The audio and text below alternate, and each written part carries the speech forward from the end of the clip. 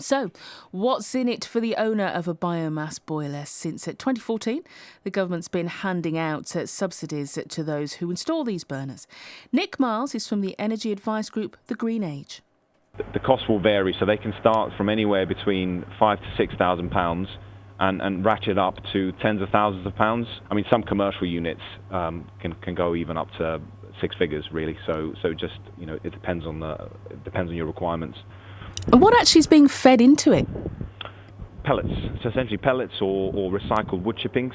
What you need to do is you need to find a fuel that is approved with the use of biomass boilers, because you are getting paid something called a renewable heating incentive. So that is a subsidy over 7 years for producing the heating and the hot water, and you obviously need to then source the right forms of fuel. And with that renewable heat incentive, that renewable heat incentive, how much could I get in the way of that?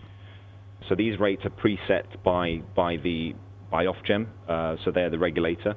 So at the moment, for instance, for a domestic property, they're 4.21 pence per kilowatt hour. So if my house produces 20,000 kilowatt hours, then you just sort of do the sum. You take somewhere in the region of £500 per quarter. And do you get a lot of interest in biomass? Is it one of the more popular forms of renewable energy? At the beginning, so when they started the RHI, or the renewable heat incentive, the rates that you could get for this subsidy were really, really generous. And what we found back in 2014-15, it was extremely popular just because the rates were extremely popular at that time.